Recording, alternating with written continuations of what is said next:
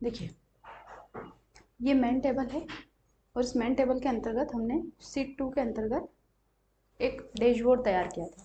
ये डैशबोर्ड किन किन चीज़ों पर डिपेंड कर रहा था। सबसे पहले तो हमने यहाँ पे प्रोडक्ट लिए थे और प्रोडक्ट का सेल परचेस रेशियो हमने इस वाले ग्राफ में देखा था। इसके बाद एक हमने ये रेशियो लिया था जिसके अंतर्गत पर्टिकुलर व्यक्ति का नाम लिए थे, जितने भी व्यक्ति थे।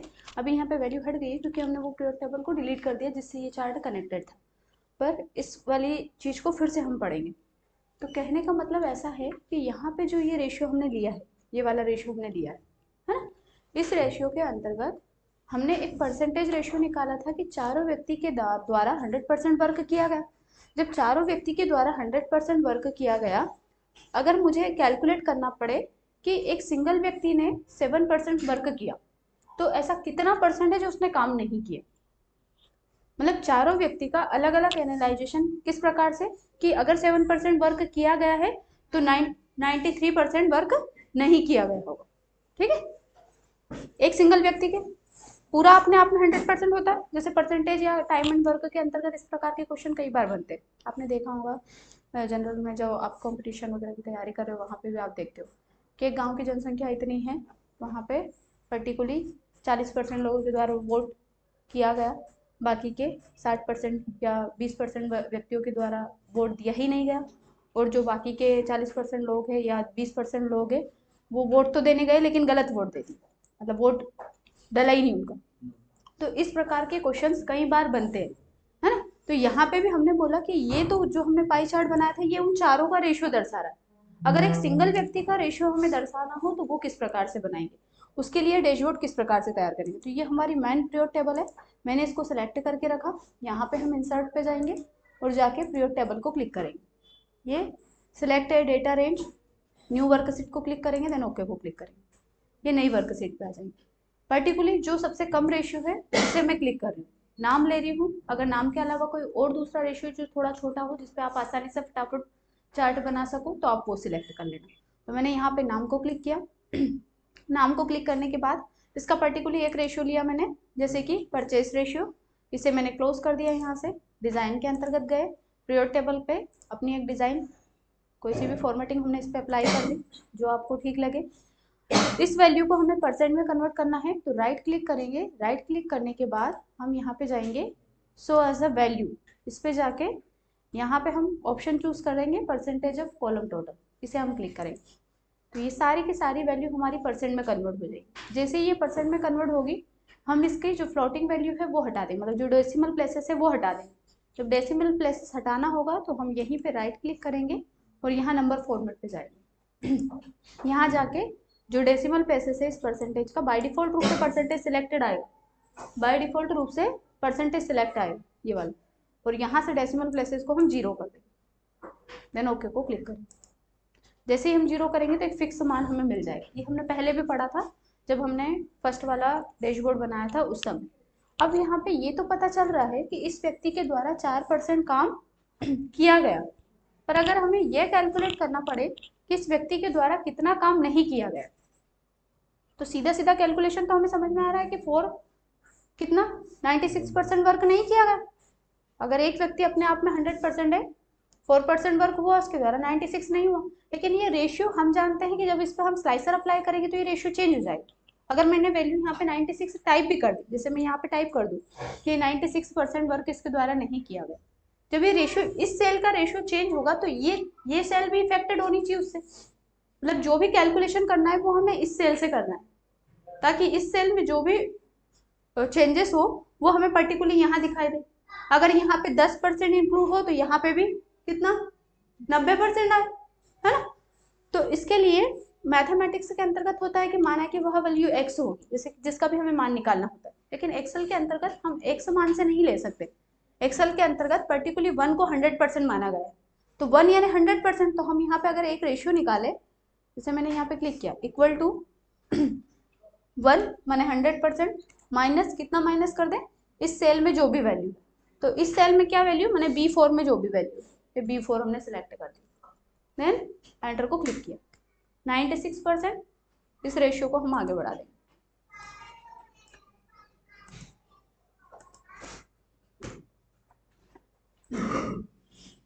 ठीक है, तो ये सभी का अपना एक रेशियो निकल गया, इतना वर्क किया गया इन व्यक्तियों के द्वारा, इतना काम नहीं किया गया। अब देखिए इसका एक पर्सनल चार्ट बनेगा, और वो पर्सनल चार्ट पर्टिकुलरली इस पीरियड टेबल से नहीं बनेगा। पहले ही समझ लो, जैसे मैंने पीरियड टेबल को क्लिक किया, चार्ट अपने आप में, जैसे चार्ट हम बनाते हैं तो चार्ट किस बिहाफ पे बनाते हैं, चार्ट जब बनाते हैं तो उसका पर्टिकुलरली एक एरिया होता है कि जैसे कोई टेबल के अंतर्गत जितना भी डेटा दिया है आप उससे चार्ट क्रिएट करते हैं।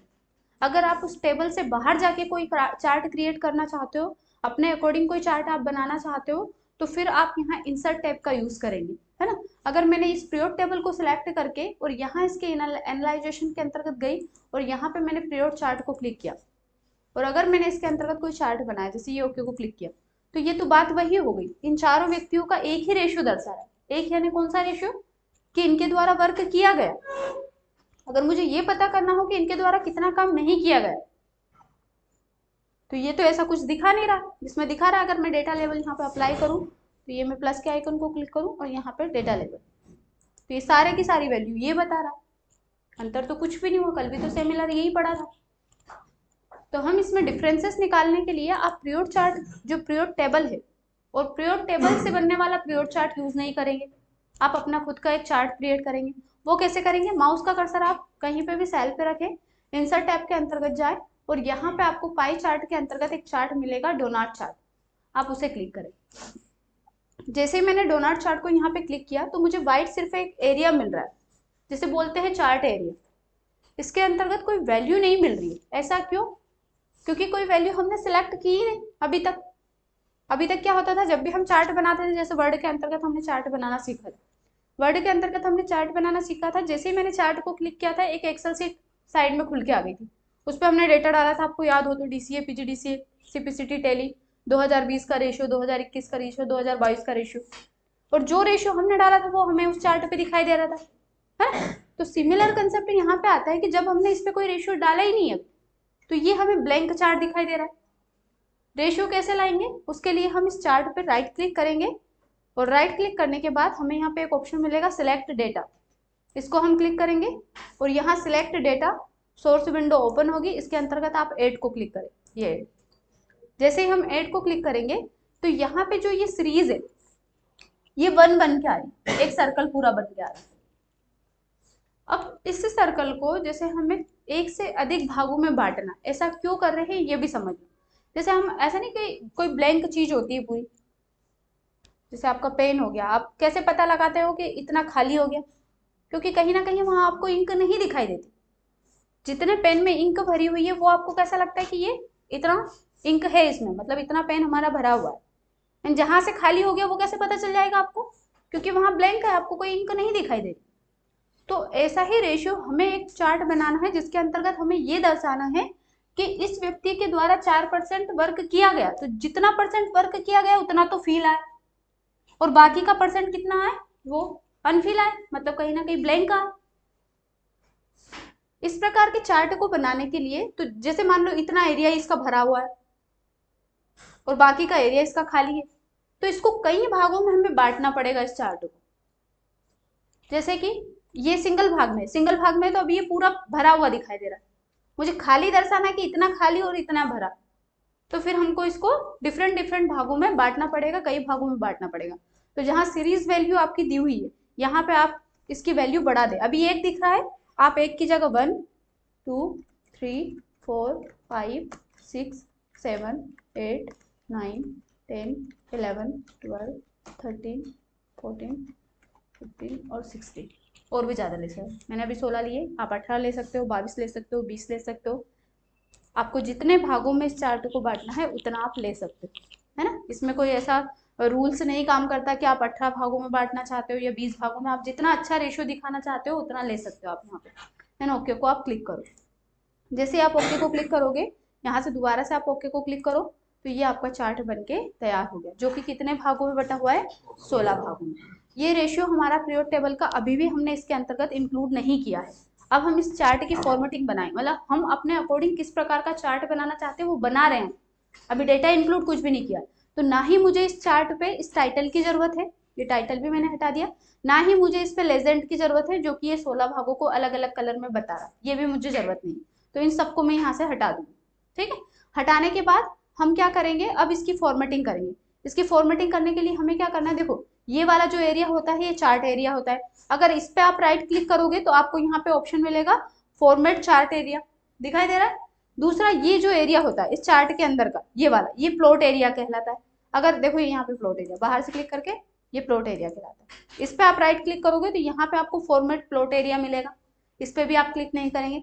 आपको क्लिक क्या करना है, ये जो चार्ट ये वाला दिया है इस पे आप क्लिक करेंगे और यहाँ पे आपको मिलेगा फॉर्मेट डेटा सीरीज ऑप्शन। ये जो सीरीज आपने बनाई है 16 नंबर की, उस सीरीज पे आप क्लिक करें, फॉर्मेट डेटा सीरीज ऑप्शन, इसको आप क्लिक करें। जैसे ही आप क्लिक करेंगे तो इसकी खुद की एक format data series window open होगी, जैसे कि ये।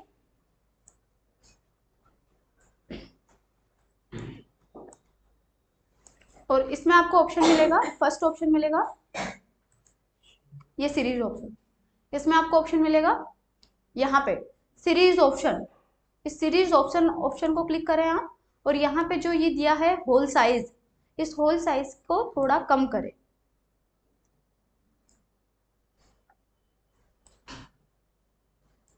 आ गई बातें समझ में। इसके बाद यहीं पे ऑप्शन मिलेगा आपको ये फील ऑप्शन, देखो इसको क्लिक करें, यहाँ फील को क्लिक करें और सॉलिड फील को क्लिक करें और इस पर एक सिंगल कलर अप्लाई कर दें।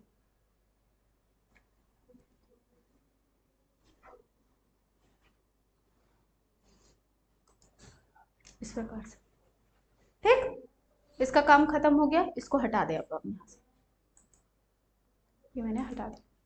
अब क्या करेंगे, ये एक व्यक्ति के लिए ये चार्ट क्रिएट किया गया है, क्योंकि हमें चारों व्यक्ति के अलग अलग रेशियो दर्शाने हैं।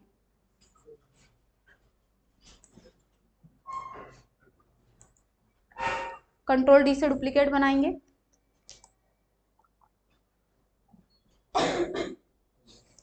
कंट्रोल डी और कंट्रोल डी, कोई परेशानी। सभी का डिफरेंट कलर सेट कर देंगे। इस पर राइट क्लिक करेंगे, फॉर्मेट डेटा सीरीज ऑप्शन के अंतर्गत जाएंगे, फील के अंतर्गत जाएंगे, solid fill, right click, format data series, fill, solid feel,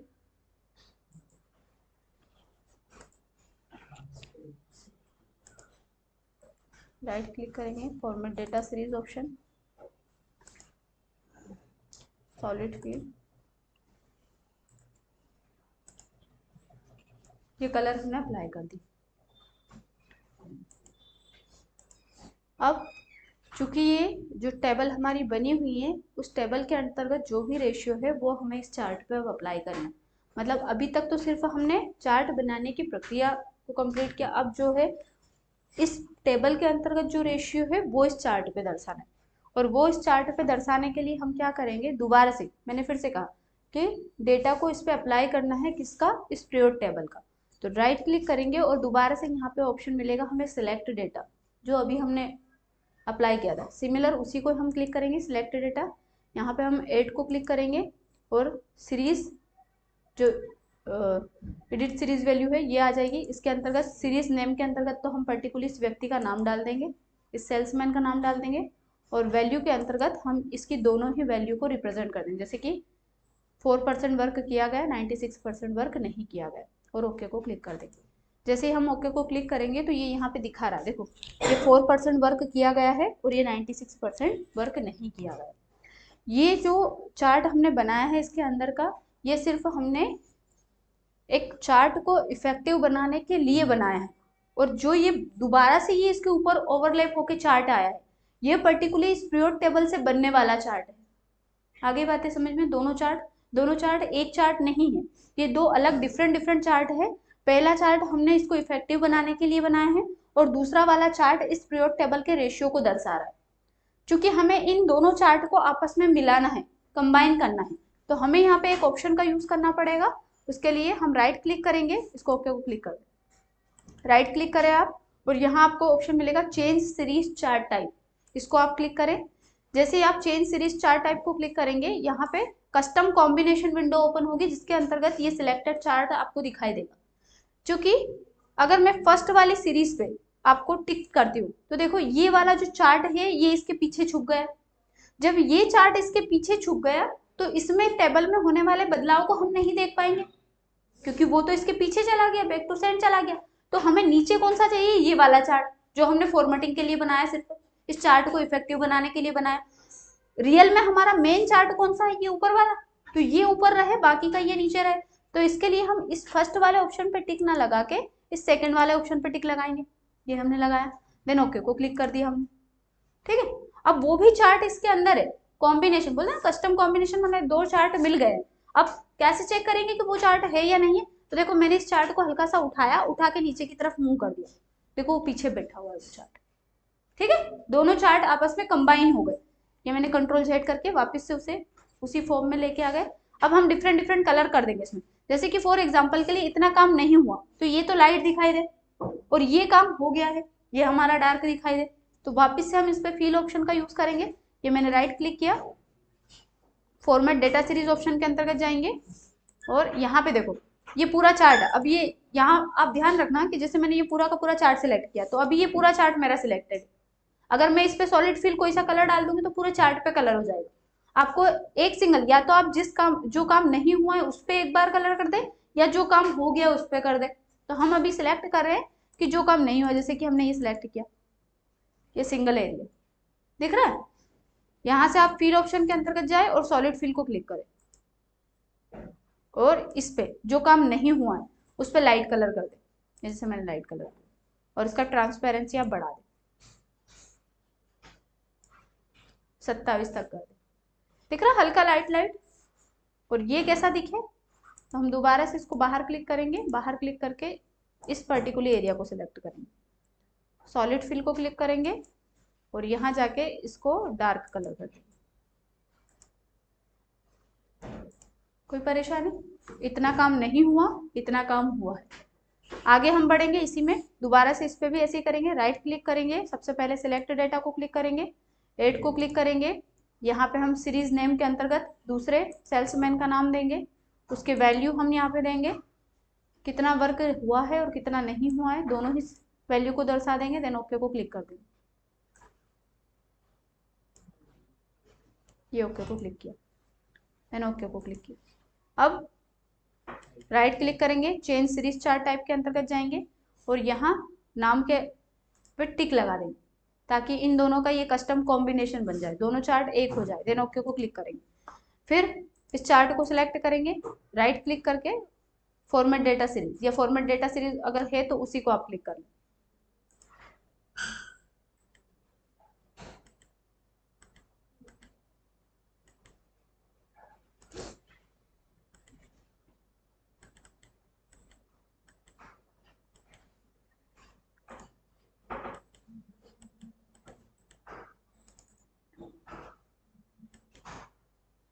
format data series option, इसमें जाओ, फिल को क्लिक करो, और यहाँ पे सॉलिड फिल, लेकिन सॉलिड फिल से क्लिक करने से पहले इसको एक एरिया को सिलेक्ट करो, ये सॉलिड फिल, और अब इस पर हम कलर कर देंगे, यहाँ पे पहले लाइट कलर करेंगे, जैसे कि ये ट्रांसपेरेंसी को बढ़ा देंगे, कितनी थी उसकी 27, इसकी भी 27 रख लेंगे, और इस वाले एरिया को क्लिक करेंगे अब, और इस पर क्लिक करने के बाद इस पर हम डार्क ग्रीन कलर कर देंगे।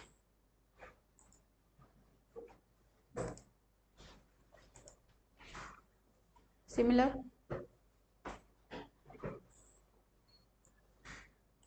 राइट क्लिक करेंगे, सिलेक्ट डेटा को क्लिक करेंगे, एड को क्लिक करेंगे, सीरीज नेम के अंतर्गत थर्ड सेल्समैन का नाम देंगे, सीरीज वैल्यू के अंतर्गत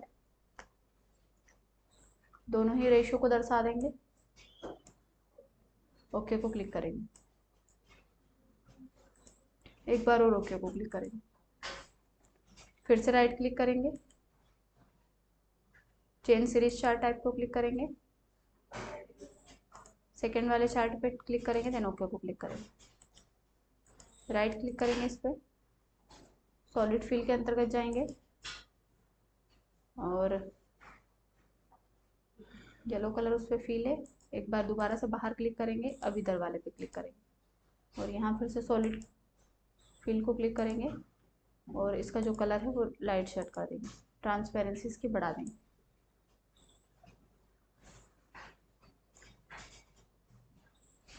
right click, select data, add, series name,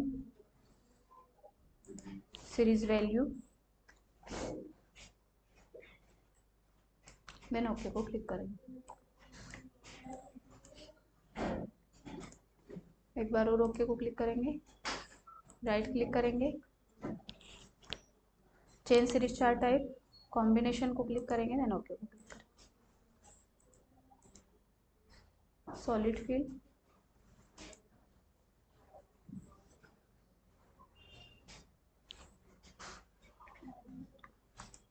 बाहर क्लिक करके दोबारा से इस पर क्लिक करेंगे और फिल, सॉलिड फिल, और यहाँ पे इसका लाइट कलर और ट्रांसपेरेंसी इसका सिल्वर कर देंगे।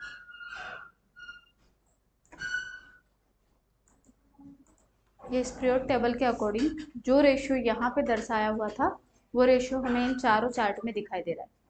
4% वर्क हुआ है, 96 नहीं हुआ है, 13% काम हुआ है, 87 नहीं हुआ है, 43% वर्क हुआ है, बाकी का 57% वर्क नहीं हुआ है, 39% यहाँ पे वर्क हुआ है, 61% यहाँ पे वर्क नहीं हुआ है। चारों सेल्समैन का रेशियो हमें प्रॉपरली दिखाई दे रहा है। अब हमको क्या करना है कि जैसे हम चाहते हैं कि ये वैल्यू जो यहाँ दिखाई दे रही वो हमें इस पर्टिकुलर चार्ट के अंतर्गत भी दिखाई दे, तो आप हमेशा ये बात ध्यान रखें जैसे आगे भी कि जब भी कोई चार्ट बनता है तो वो पर्टिकुलर किसी टेबल के रेशियो से बनता है। आप उस चार्ट में अपनी मर्जी से कोई चेंजेस नहीं कर सकते। अगर आप चाहें कि मैं यहाँ पे इस चार्ट के अंतर्गत टाइप कर दूं तो आपको टाइप करने तक की परमिशन नहीं मिलेगी। देखो ये क्यों नहीं मिल रही, क्योंकि ये चार्ट किसी टेबल से बना हो, उस टेबल के डेटा में जो चेंजेस होगा वो आपको यहाँ पे दिखाई देगा, पर आप अपनी मर्जी से अगर कोई डेटा इसमें डालना चाहो तो नहीं डाल सकते। तो ऐसी सिचुएशन में हम या तो एक शेप का यूज कर सकते हैं जिसमें हम अपनी वैल्यू को रख सके, या पर्टिकुलरली एक टेक्स्ट बॉक्स होता है, टेक्स्ट बॉक्स के अंतर्गत आप वैल्यू को रख सके। तो हमने यहाँ पे माउस का कर्सर बाहर रखना है, इंसर्ट के अंतर्गत जाना है और यहाँ जाके हमें मिलेगा ये टेक्स्ट बॉक्स, इसको क्लिक करना है और टेक्स्ट बॉक्स को ये ड्रॉ कर देना है। देखो ये मैंने ड्रॉ किया। ड्रॉ करने के बाद इस टेक्स्ट बॉक्स में हम ये वैल्यू चाहते हैं, किसकी वैल्यू, बोले B4 की वैल्यू। ये वाला देखो ये सेल B नाम का कॉलम है, 4 नाम की रो है, तो B4 की वैल्यू हमें चाहिए। हम सीधा सीधा इस टेक्स्ट बॉक्स को सिलेक्टेड रहने देंगे और फॉर्मूला बार में चले जाएंगे, इक्वल टू का साइन लगाएंगे और यहाँ पे B4 टाइप कर देंगे। तो B4 के अंतर्गत जो भी वैल्यू होगी वो इस टेक्स्ट बॉक्स में असाइन हो जाएगी, है ना। आप इसकी फॉर्मेटिंग कर लें और इसको उठा के यहाँ रख दें। अब देखो ये इस प्रकार से लग रहा है एक बॉक्सेस के रूप में रख रहा है, तो हम नहीं चाहते कि यहाँ पे कोई बॉक्सेस के रूप में ये दिखाई दे, तो हम इसकी खुद की टेक्स्ट बॉक्स की फॉर्मेटिंग विंडो होती है, ये फॉर्मेट विंडो, इसमें इसके अंतर्गत चले जाओ और यहाँ पे इस टेक्स्ट बॉक्स को नो फिल कर दो और नो आउटलाइन कर दो। कलर भी सेम, टेक्स्ट का कलर सेम कर दो इस टेक्स्ट बॉक्स का, ये सेम कलर कर दिया हमने और इसको सेंटर में सेट कर दो। कंट्रोल डी से इसी का डुप्लीकेट बना लो।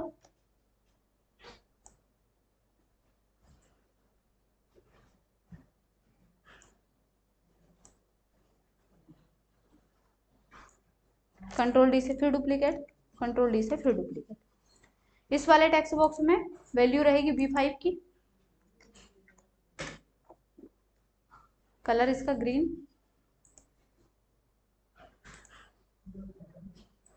B6,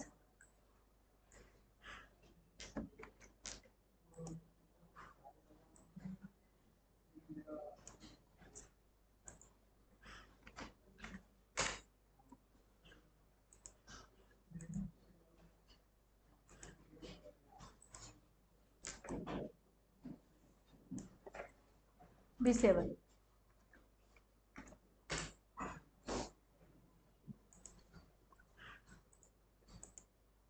कोई समस्या? बना लिए? स्लाइसर असाइन कर दो। स्लाइसर कैसे करोगे, पीरियड टेबल के अकॉर्डिंग, यहाँ पे कंट्रोल शिफ्ट प्लस करके कुछ रो असाइन कर लो। रो असाइन करने के बाद इस पीरियड टेबल को आप क्लिक करो, क्लिक करने के बाद आप एनालाइज पे जाओ, इंसर्ट स्लाइसर, किसके अकॉर्डिंग आप इस डेटा को देखना चाहते हो। जैसे ये तो नाम के अकॉर्डिंग 4 चेंजेस दिख रहे हैं, आप अगर देखना चाहते हो कि पर्टिकुलरली किसी कंट्री में एक ही कंट्री का आप रेशियो देखना चाहते हो कि पर्टिकुलरली कौन सी कंट्री, जैसे कनाडा वगैरह लिया हमने, इंडिया, फ्रांस वगैरह लिया है, तो उस पर्टिकुलर कंट्री के अंतर्गत इन चारों सेल्स में इनका रेशियो क्या है, कितने परसेंट वर्क किया है और कितने नहीं किया है, ये आपको देखना है। तो आप ये अलग अलग साइज स्लाइसर असाइन कर सकते हो। जैसे हमने यहाँ पे प्रोडक्ट वाइज स्लाइसर ले लेना है, ओके को क्लिक करें। ये जितने भी प्रोडक्ट है वो सारे के सारे हमारे सामने आ जाएंगे। इसकी खुद की एक फॉर्मेट कर लो पूरा इसको।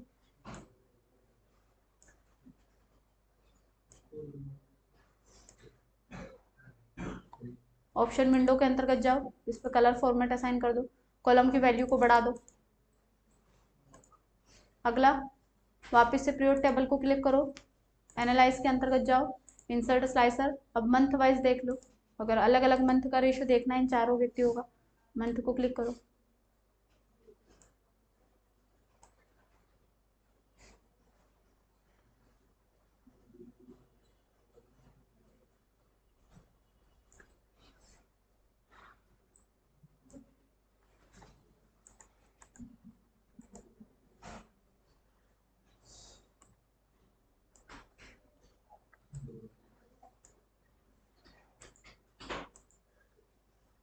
ठीक है, यहाँ पे इस पे इसकी खुद की फॉर्मेटिंग कर दो।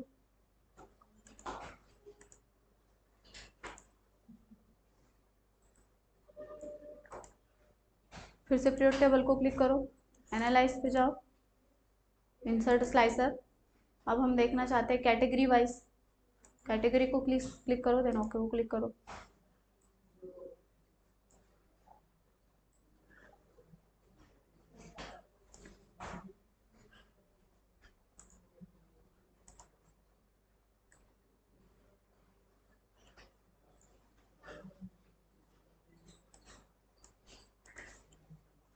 पीरियड टेबल, एनालाइज,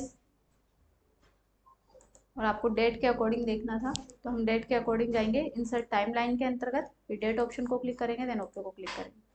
तो ये आपका टाइमलाइन ऑप्शन के अंतर्गत डेट फॉर्मेट इंक्लूड हो जाएगा। अगर डेट आपके टेबल में होगी तभी ये ऑप्शन वर्क करेगा, अदरवाइज नहीं करेगा, ये बात ध्यान रखना। तो ये हमने टिक किया और इसको भी हम अरेंज करेंगे।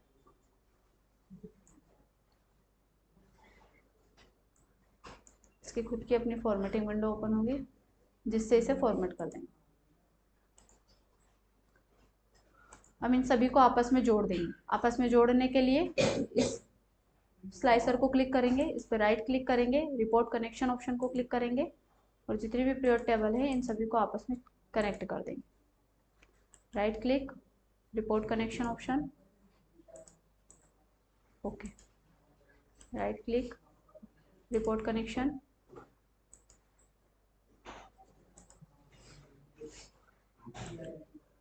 रिपोर्ट कनेक्शन ऑप्शन, सभी को एक दूसरे से लिंक कर देंगे और ओके को क्लिक कर देंगे।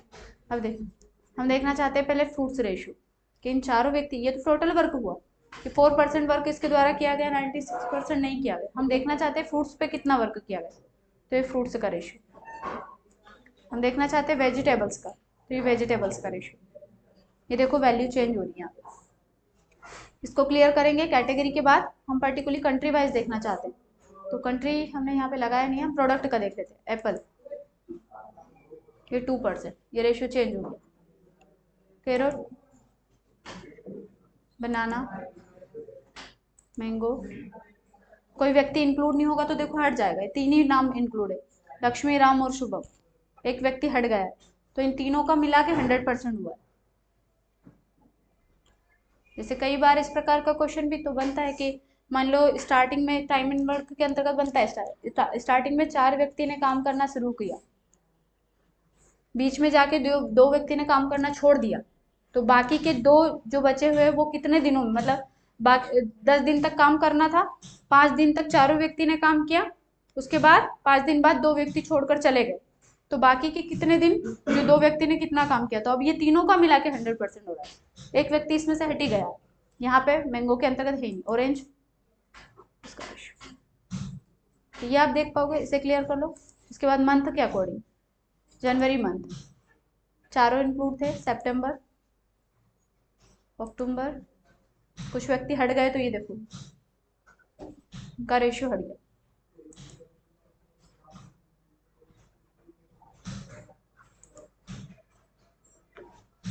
ठीक है, इसको भी क्लियर करो। टाइम लाइन के अकॉर्डिंग देखना चाहते हो तो वो भी देख सकते हो, जैसे ये टाइम लाइन है, यहाँ पे 2016 का डेटा देखना है आपको, हमने ईयर वाइज इंक्लूड कर रखा है, तो इस वाले पैरामीटर को यहाँ पे दिया हुआ है। इसको आगे आओ, 2016 जनवरी का रेशियो, तो 2016 जनवरी, फरवरी, मार्च, क्योंकि जनवरी के अंतर्गत 2 व्यक्ति इंक्लूड ही नहीं थे। आप देखना उस टेबल को, जनवरी तक एक ही व्यक्ति ने वर्क किया तो वो एक ही का 100% दिखा रहा है। अगर वो मार्च तक अगर चारों व्यक्ति इंक्लूड है तो उन चारों का रेशियो दिखाएगा, अदरवाइज सिंगल व्यक्ति, जैसे जनवरी से हमने डेटा लेना स्टार्ट किया, लेकिन जनवरी में कुछ व्यक्ति का एक का ही रेशियो है, तो 100% पूरा पूरा काम राम ने ही किया है जनवरी में, बाकी के व्यक्ति ने किया ही नहीं। ये यहाँ इस टेबल से समझो। फरवरी में जाके ये 2 व्यक्ति इंक्लूड हुए, मार्च में चारों व्यक्ति इंक्लूड हुए और ये चारों का रेशियो। तो ये होता है आपका टाइम लाइन, है ना, जो स्लाइसर की तरह ही वर्क करता है, लेकिन पर्टिकुलर टाइम के लिए, जब अगर डेट फंक्शन हमने ले रखा है या डेट फील्ड हमने इंक्लूड कर रखी है अपने पीरियड टेबल के अंतर्गत, तभी ये वर्क करेगा, अदरवाइज ये वर्क नहीं करेगा। इसको आप क्लियर करें।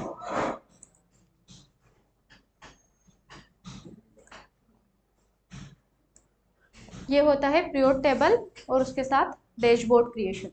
ठीक है, तो इसे आप पूरा कंप्लीट कर लीजिएगा।